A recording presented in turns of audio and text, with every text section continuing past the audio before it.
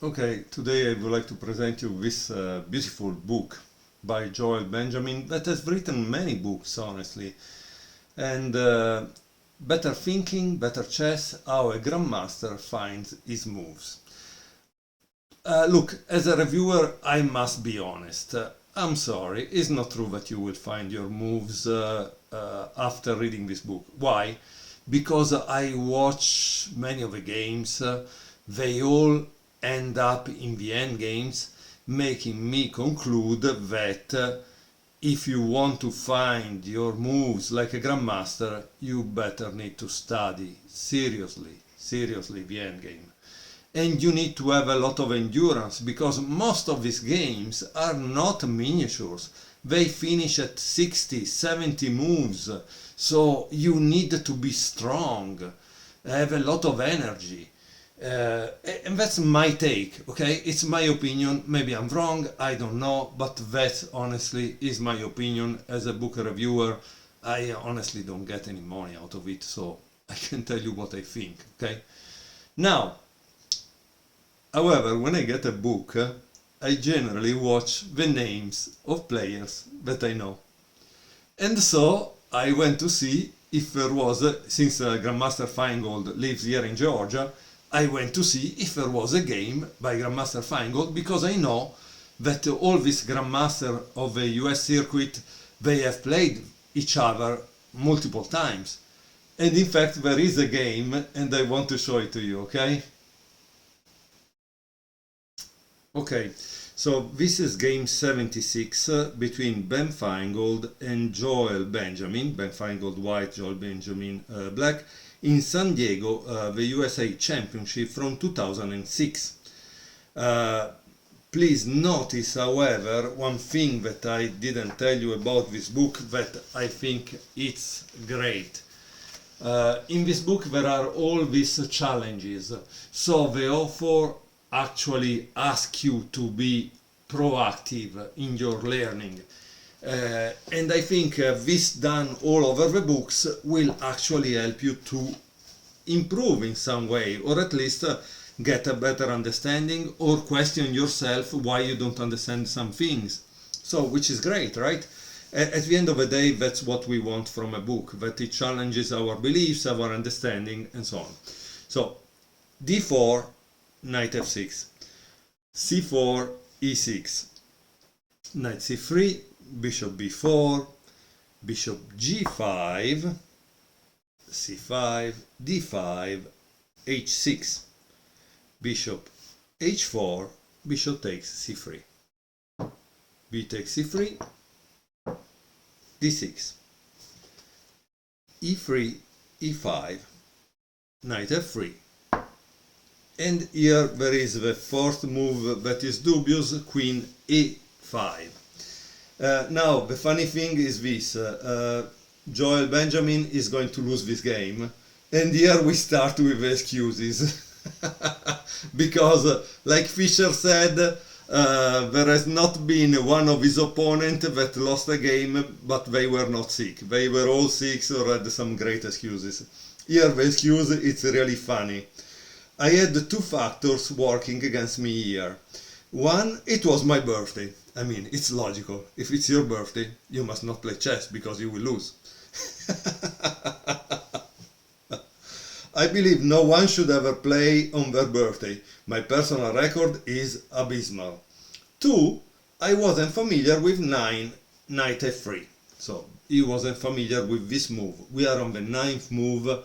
This guy is a grandmaster, is a professional chess player. Strangely, he is not prepared. That is kind of strange.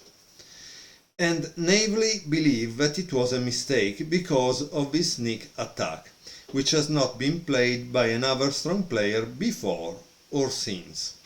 But I know that Grandmaster Feingold is kind of really preparing the opening, because once I saw him commenting a Sicilian opening and he had prepared 2 or 3 lines against the same Alapin just to be sure that he had the possibilities.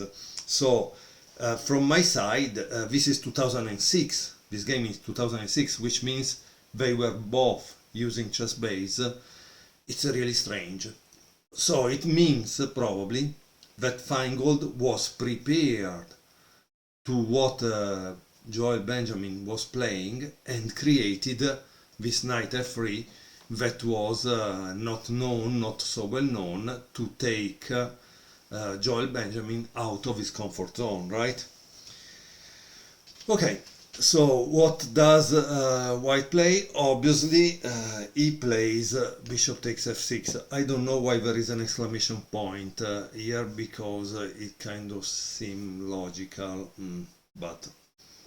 And he says, I suppose I had expected 10 queen c2, after which I hope my intention wasn't bishop f5, queen takes f5, queen c3, and king e2, but knight e4. Okay, with a good position for black. Well, he didn't allow you to do it. Queen takes e3. Wow. Knight d2, g take f6, and bishop e2. And here there is another diagram. It dawned on me that I shouldn't have been so enthusiastic about winning the c3 pawn, which has little value in this kind of position. Meanwhile, I have lost time and weakened my structure. Black's position isn't horrible, but it's much easier to play white, and the game bore that out. Let's see. Bishop f5, castle, knight a6, e4, bishop d7, rook b1, castle, rook b3, queen a5, queen c1, knight b4, rook a3, queen b6, queen b2, king b8, rook b1, f5, rook b3. Oh wow. White really have created an incredible amount of power on the b file. It will be interesting to see what happens. Bishop a4, a3, obviously. Bishop takes b3. Let's see what happens. A takes b4, c takes b4, queen takes b3, and f takes e4. And now queen a4. Objectively, white should have kept a significant edge with knight takes e4,